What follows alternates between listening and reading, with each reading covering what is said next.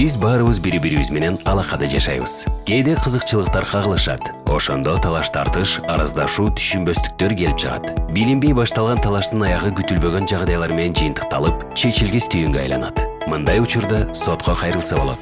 Бирок бул тоодой убакытты, самандай акчаны талап кылып баш ооруга айланат. Медиация Кыргызстанда. Медиацияны колдонуу түйүндүү маселени чечүү. Медиатордун жардамы менен талаш тартыштарга чекит коюңуз. Адвокатка жана соттук териштирүүгө убакыт кетирбеңиз. Баары ыкчам жана тынчтык жолу менен. Медиация бул данакерлик.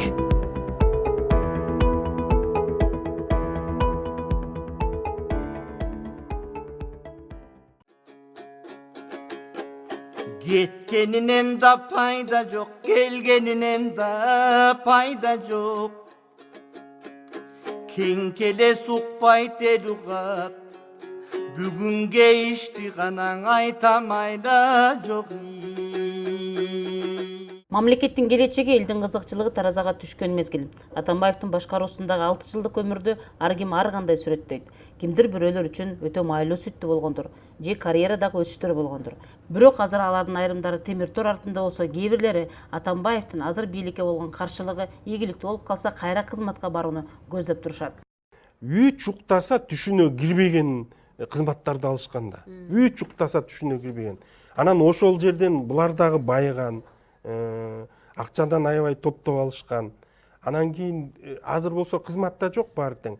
Анан ойлоп атат да, элти чогулуп атса, биз анда кайра барсак, балким бул кайра келип калса, кайра бийликте турабыз деп. Эми андай болбойт да, мына бак бир жолу келет деп коет Кыргызда. Алмазбек Атамбаев азыр кадимки катардагы жаран. Андан экс-президент макамы алынгандан бери колуна курал кармап, короо толоо тарапташтарын топтоп, мени эч ким жоопко тарта албайт деп отурат. Мындайча айтканда, учурунда өзү колдонгон мыйзамдар эми ага иштөөсүнө баш бергиси жок.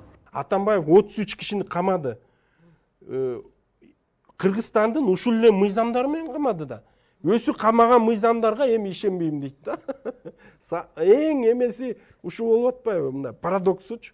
Бир канча күндөн бери таанып тааныбаган тарапташтардан тажаган байтору Алмазбек Атамбаев 2 айлык тыныгуу жарыялаганын кечеги митингде өзү билдирди. Эске салсак, Соке болбой калды. Аталышында митингден буга чейин жар салган генерал полковниктер көрүнгөн жок. Мурдагы эле лидери үчүн төшүн тоскондорду кечиктирүү болот. Албетте баягыдай эле жалындуу сөздөр жаңырды. Мээрбек Мискенбаев болсо бийликке, анын ичинде азыркы президенттин аброюна шек келтирген сөздөргө чейин айтты.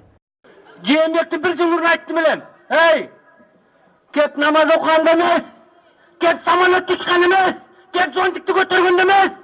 Иште, көрүн, элге дух бер, өзгөрүү бер деп. Эмне болду? Айткандардын баарын куугунтап камап атат.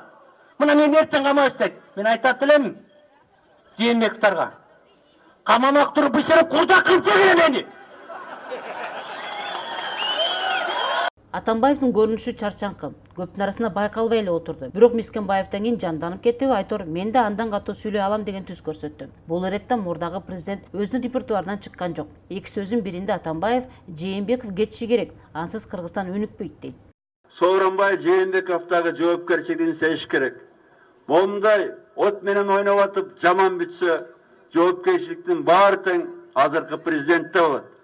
Кудай сактасын, бир кашык кан төгүлсө, эл бөлүнүп кетсе, жоопкерчилик толук бойдон Сооронбай Жээнбековдун мойнунда болот. Уюштуруучулар болжол менен митингге 2000 киши чогулду дешүүдө. Бирок эксперттер бул митингдин масштабы чакан эле болгондугун айтып, Атамбаевдин тарабынан аттуу башчылар көрүнбөгөнүн белгилешет.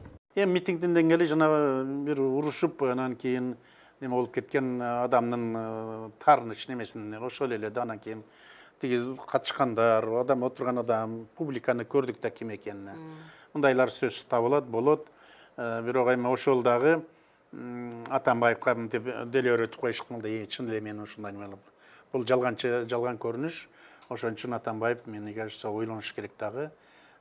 Сотко келип, өзүнүн ак немесин айтып чыгыш керек. Алмазбек Атамбаев кой таштагы үйүнө колдоп келгендерге ыраазычылык билдирип, ал үчүн кабатыр болуунун кереги жок дейт. Тарапташтары күндө кечинде келип, селфи-шоу кылып жүрүшкөнүн дагы айтты. Кой ташты деле айткан, мен кой ташка балдарга айткан, мени кайтарыштын кереги жок, коргоштун кереги жок. Кудай сактайт, Кудай коргойт. Тескерисинче. Анан болбой эле айтты, забордун ар жагына жатып алабыз деп. Анан Ayla жок, айттым анда үйгө киргиле деп. Үйгө кирсем азыр күнүгө кечинде 1000 чейинге өрдө келет, селфи кылып. Эмне кылабыз?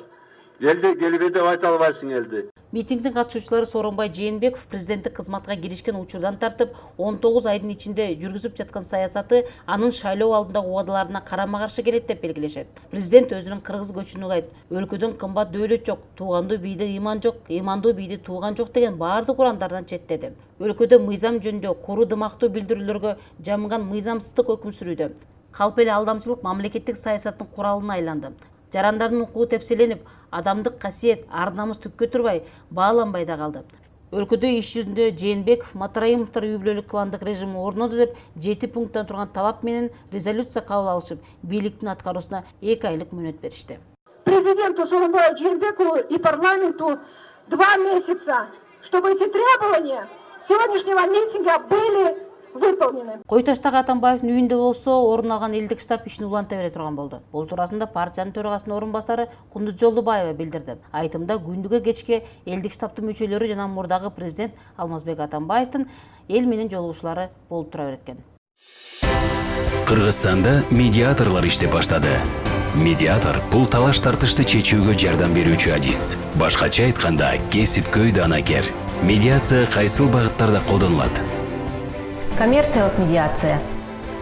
Бул сатуу алуу, сатуу, ижара, кызмат көрсөтүү жана башка келишпестиктерди чечүү.